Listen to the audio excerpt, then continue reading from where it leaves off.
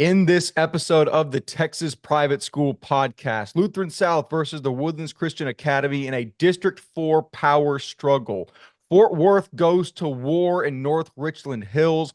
Kinkaid and St. John's, two teams face off for a single remaining title spot. And can Greenhill shock the world? All this and more in the Week 10 preview of the Texas Private School Podcast.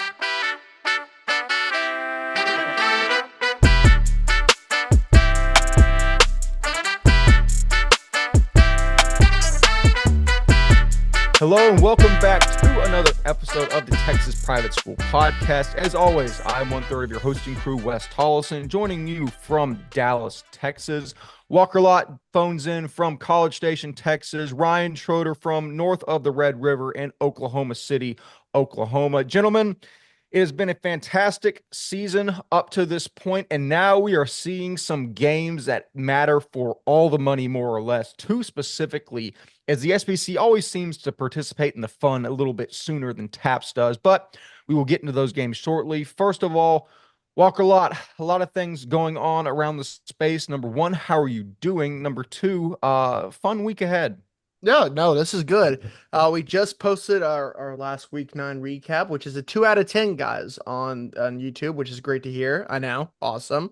Shout out to all the viewers that listened really quickly. I got a haircut, so finally no hat on an episode, see the fade, everything. It's going good. Life's good. And yeah, we have some monumental matchups this week for district seeding, playoff seeding, and also state championship appearances for a lot of big time schools. So what more do you want in a week? Absolutely. And so a fun game for the viewers at home that watched through the whole episode. I was a little busier this week. So I scripted 2 of the previews and Walker scripted 3 of them. So if you want to play a fun game, try and guess which ones are my words and which ones are Walker's. These are written so well, I don't know if you'll be able to tell, but Very fun kind of you. little game. Oh, dude, it's better than I could have done in certain spots. Ryan Schroeder from Oklahoma City, home of the Thunder, amongst other things. How are you doing? Thoughts on the slate? Well, I just was gonna say the slate looks incredible, but I had a little surprise for y'all. In honor of week 10, obviously we're coming down to the 10th week of the 10th month. And of course, on Twitter today or X, we hit 10K. Well, happy 10K. Obviously, that's our main platform over the past 4 years or so, 5 years. That's really kind of been really where we started and stuff was on X. And we've literally seen it change names over time, which is crazier. But yeah, 10,000. We're so happy. It's definitely one of those things where it's a little surreal for sure. We've obviously, we know how much support we've had over the years and stuff, and a number is just a number, but for it to all to culminate in week 10 with 10,000, thought that was kind of cool. So there you go. Right in front of me, the whole video. That's awesome. I didn't know that. That's actually a great surprise. Thank you, Ryan. There we go. That is incredible. I didn't expect that at all. I mean, yeah, it's just a number, but it's a huge deal. I mean, it's 5 digits. I mean, if you think about 10,000 people in a single room, that's a fire hazard. I mean, that's a lot of people, dude. That's awesome. Just to echo what y'all have said, we can't thank the people enough. We're incredibly grateful to do this, and I think we would continue to do this if a third of those people listened to us, maybe a tenth. Super great for all the support. Like I tell everyone when we cover games, we wouldn't do this if nobody listened, and clearly people do. And we're super appreciative for it. So Ryan Schroeder, thank you for that surprise. Of course. And yeah, let's get into some games to recap. But first, as we do every once in a while, I'm going to make Walker and Ryan guess something music related. This is going to be a little different.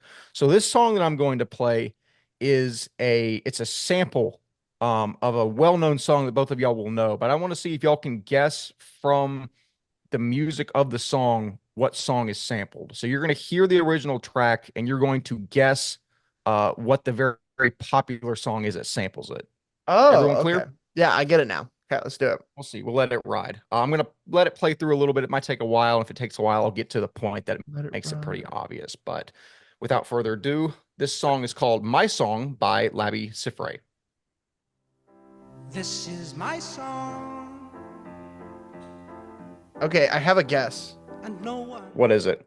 Is it "I Wonder" by Kanye West? Yes, it is. Oh my gosh, that was really good. It There it sounds like is. the And guy. I I wonder. wonder Yeah. And if you he says that obviously know. verbatim in about 30 seconds. So I want to see if you could get that off rip. But yeah, Four, That's it's good. 35 seconds. Yeah. And I wonder. Yeah.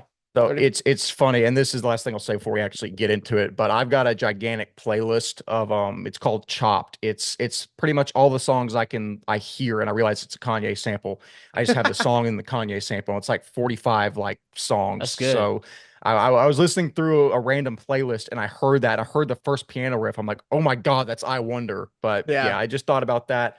That was also on my story today. I So need that playlist. Send it my way. I'll And send it your way at some point during this episode. But that being said, that also, is enough. very quickly, because I wanted to talk about the 10K giveaway. Should we do like a giveaway or something? I don't know. Like, would people like that? I don't know what we should do for 10K. Should we celebrate somehow? Like, I know I'm putting it on the spot, but like, what should we do?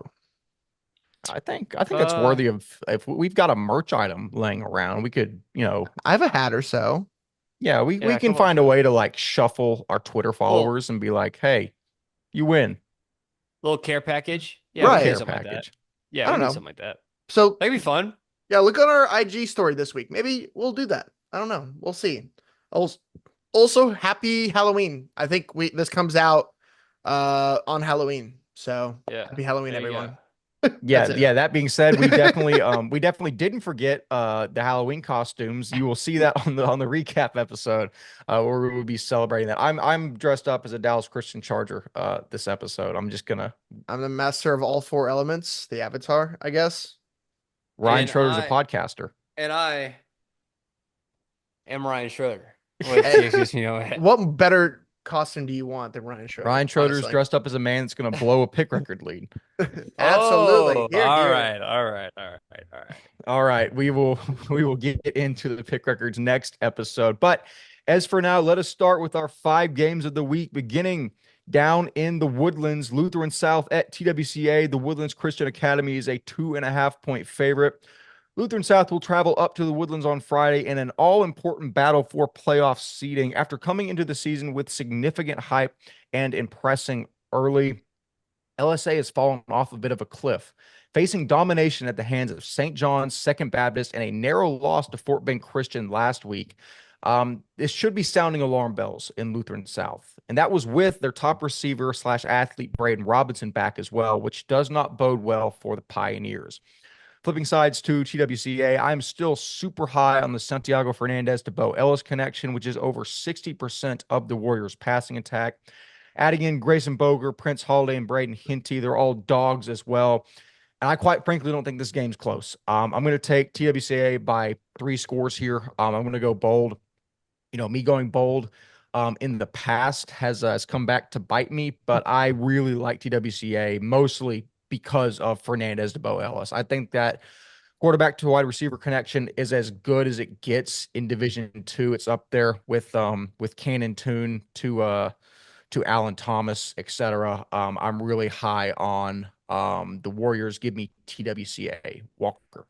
Yeah, I'm gonna add to this. I don't want to say TWCA, and I'll add to your reasoning. You talked about Braden Robinson coming back last week.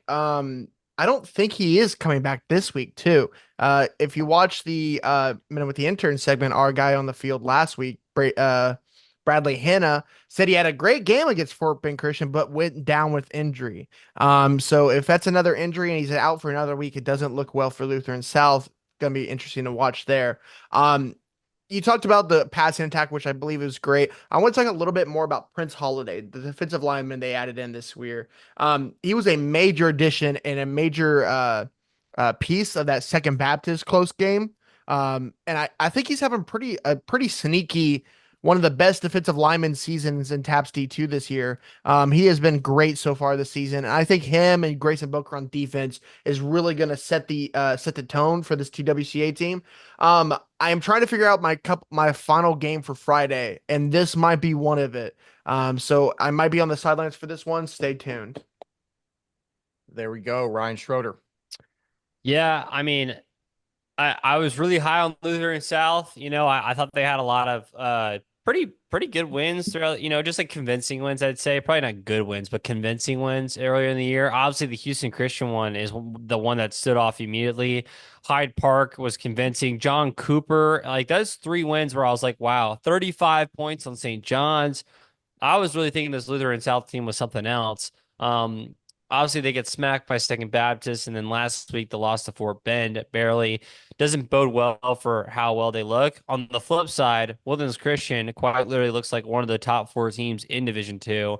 And with that being said, this is a game I was looking forward to back when I thought that Lutheran South was better than Woodlands Christian, and we had the argument between the 3 of us.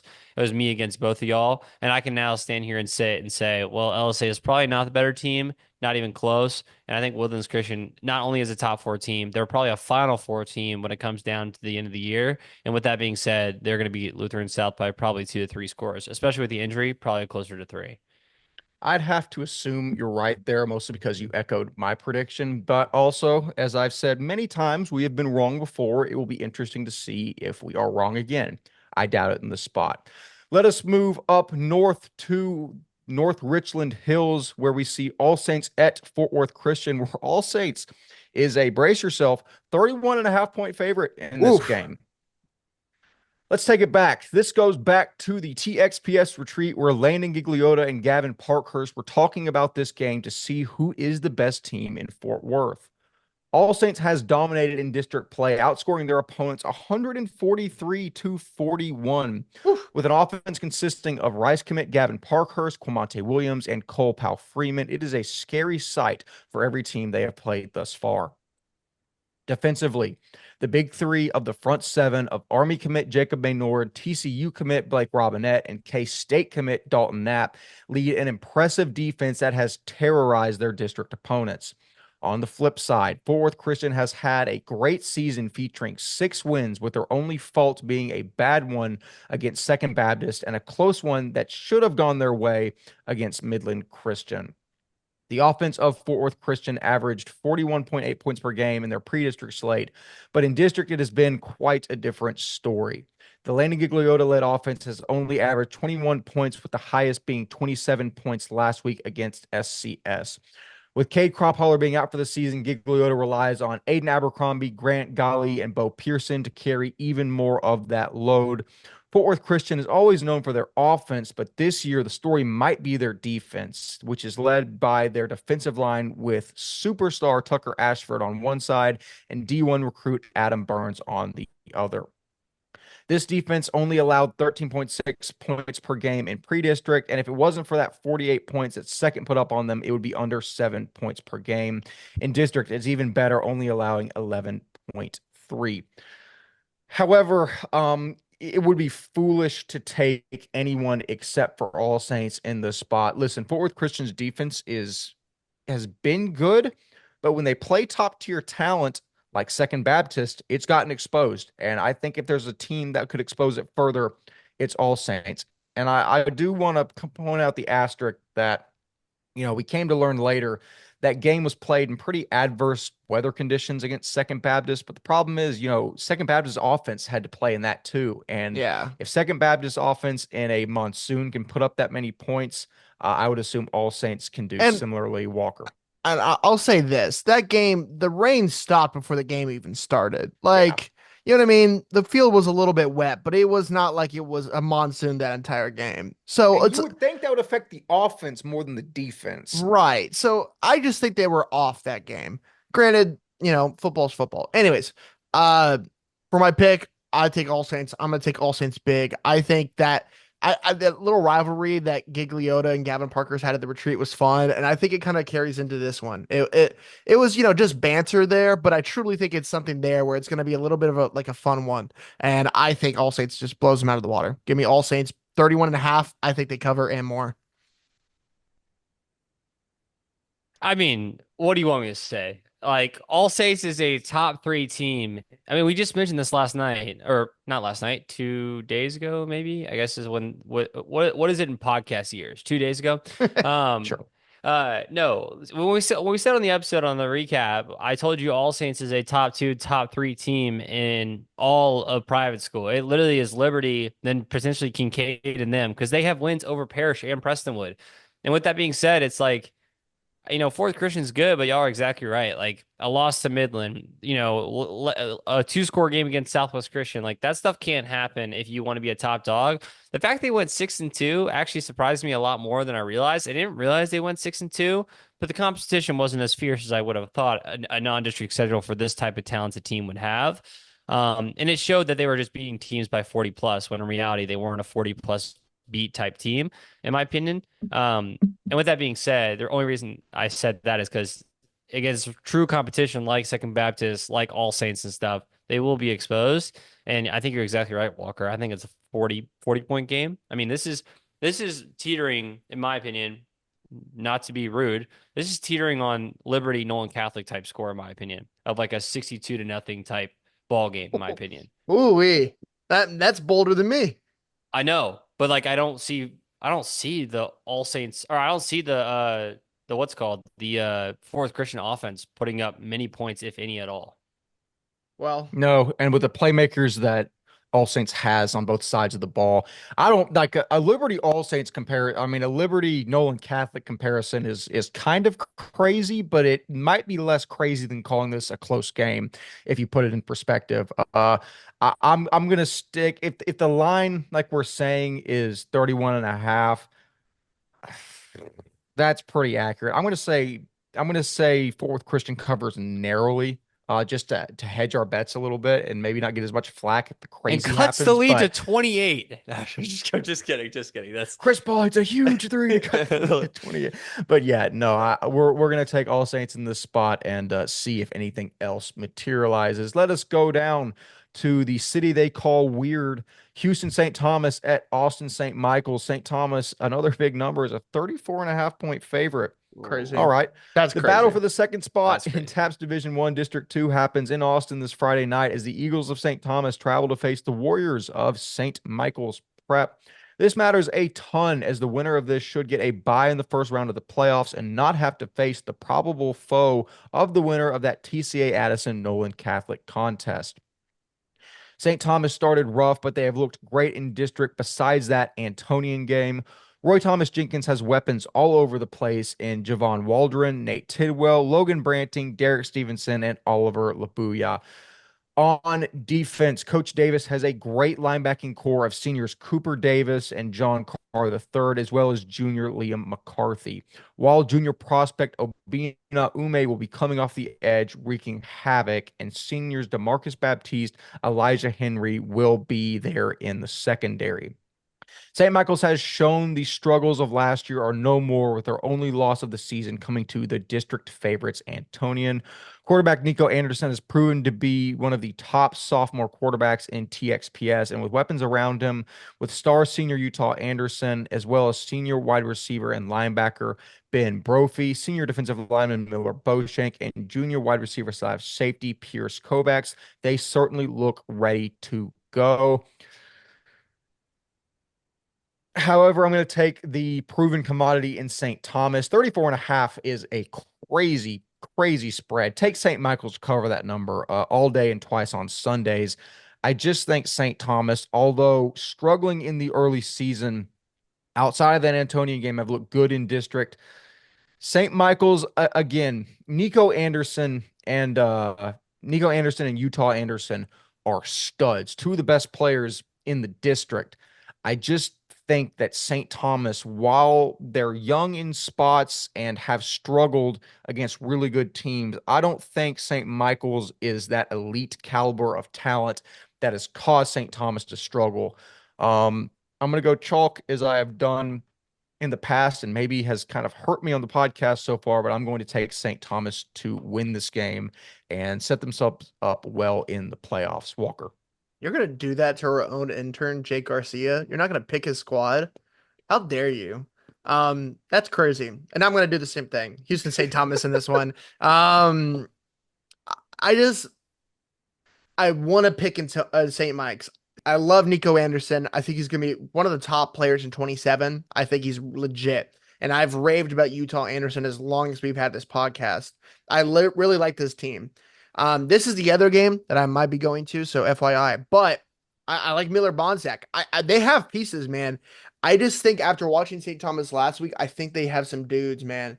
And I just think they have a more complete team. They're more proven, and I think in big time moments, I think they'll show out a little bit more.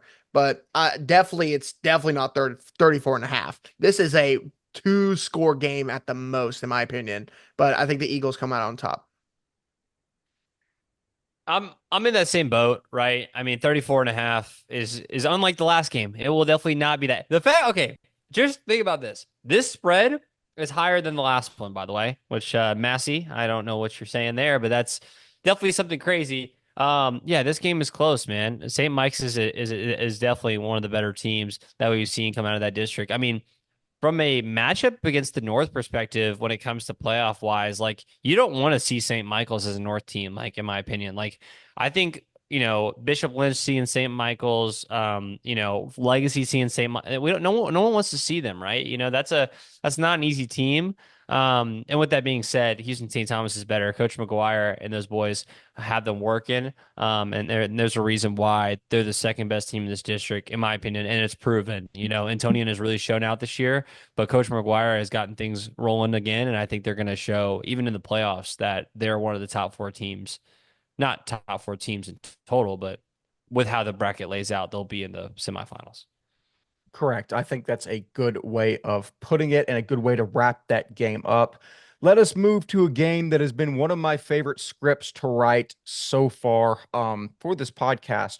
Oakridge at Addison Greenhill. Greenhill is a 10.5 point favorite. This game is so much more important than we ever could have imagined. This is for a title appearance. There is no chance any of you had those words on your bingo cards we kicked off 2024. As for this game specifically, quarterback Will Black is a stud. 30 total touchdowns on the year. He is the unquestioned heart of this team. Sophomore Trey Davis is also a stud at wideout and will pose an imminent threat to the Owls secondary. Junior John Hurley and senior Caden Castillo round out a solid front seven for the Hornets, quietly allowing under 18 points per game. As for Oakridge, it's the Cole Worthington show. 17 total touchdowns on the season. Every team has game plan to stop them, and few have. Let's zoom out a little bit. The dynamics of this game are incredibly interesting. Oakridge isn't playing for anything except pride, if you count that. I don't. Greenhill is playing for everything. This team has averaged roughly 2 wins per season going back to 2004. They're a team that has been the textbook definition of awful, but they have a shot to win everything this season. Ooh. A wise man once said, the most abundant currency in football is hate, but the most valuable is hope. And for that hope, I'm taking the Greenhill Hornets to advance to their first SPC 3A title game. We mentioned on the previous episode all the dynamics that go into play that have to fall for Greenhill to make a title game. Greenhill, in layman's terms, Greenhill has to win, and they're in. That's as simple as it gets. It'll force a 3-way tie for second, with Houston Christian already being in at first, and they hold the point differential if they win, regardless of outcome.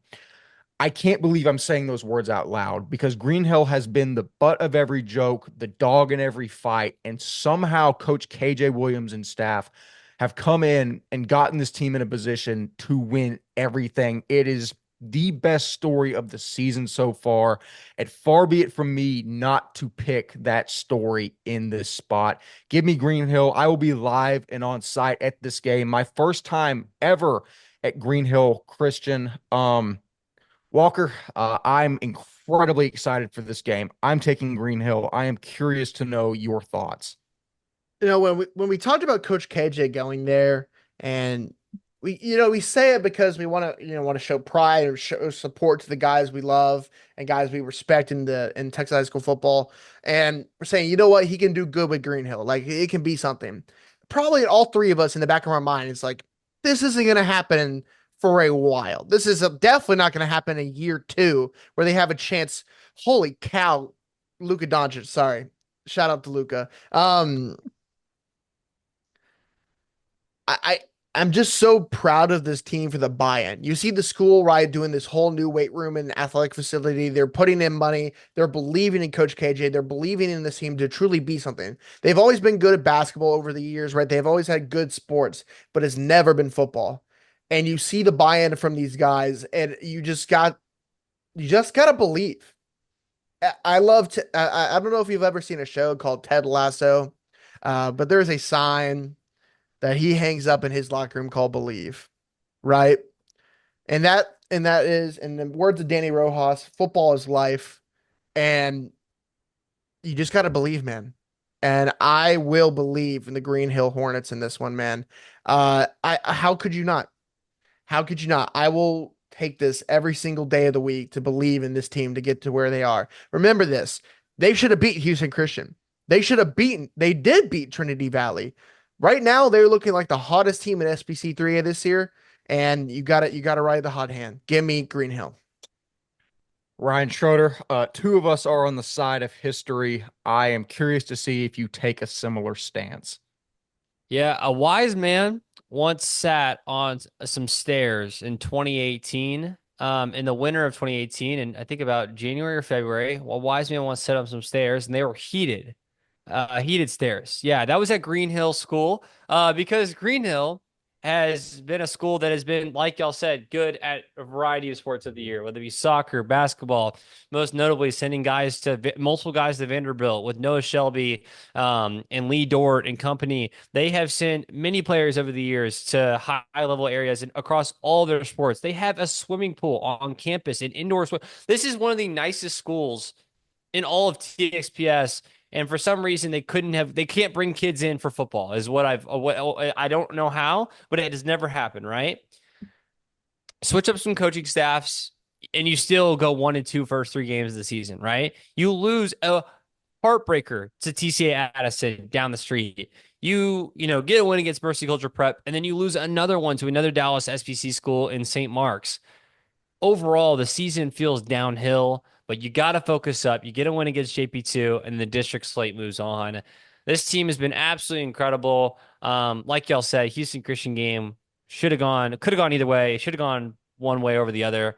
And with that being said, you got to fight for Greenhill, man. This is an incredible story. I'm right there with y'all. I don't know how you could pick against Greenhill in this spot, not even using any rational logic, just for the storyline. And even in the game, like Walker said, they should have beat Houston Christian and securely been in by now. And I honestly think at the end of the day, that early celebration could be the best thing to happen to Greenhill this season, to kind of light a fire under them and maybe propel them to a win in this spot. And then even more motivation, feeling slighted in a potential state championship game. I get chills thinking about it. It would be the story to end all stories if it happens, and we will see how that transpires. Let us move on to our last game to cover. South of Addison, yet another SPC game, one of the best venues in the sport.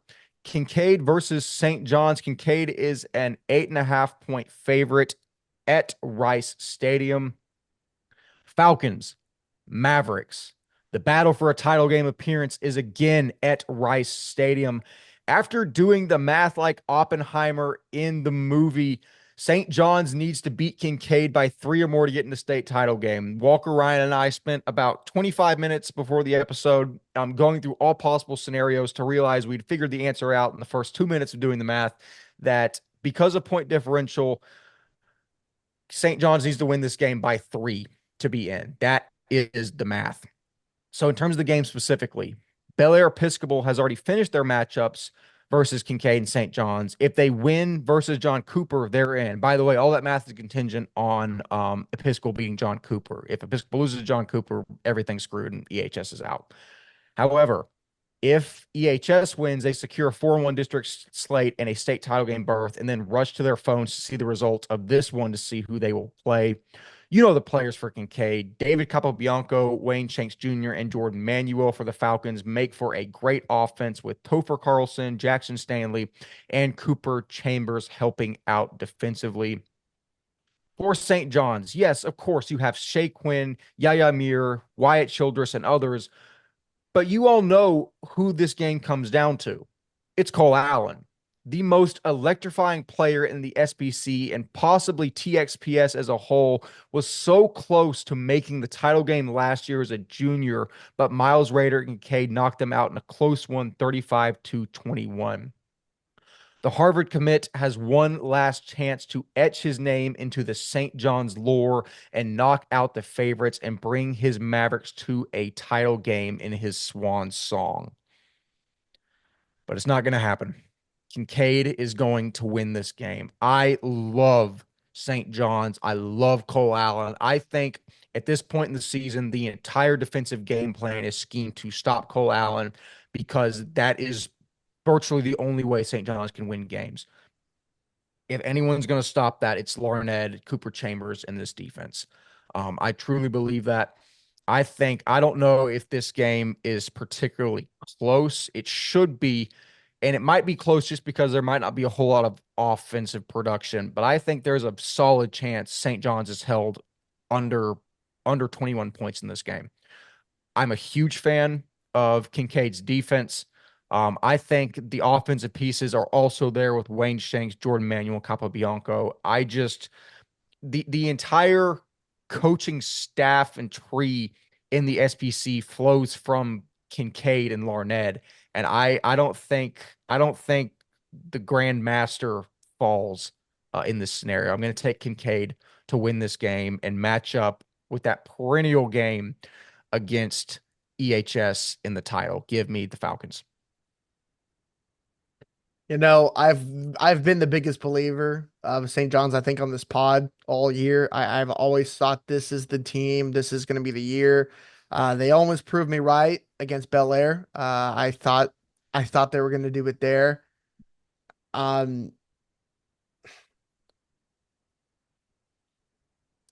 believe this, and for the sake of my pick record, I'm going to follow you, Wes. I'm going to go Kinkaid. Kinkaid looks good, and every time I pick St. John's, they somehow lose. So for their benefit, I'm gonna pick against them. I as a fan, I need this. I need Cole Allen to win. I need to see that man, that legendary man in SPC, get to the title game. But sadly, there's a rising buck in SPC named Wade Shanks Jr.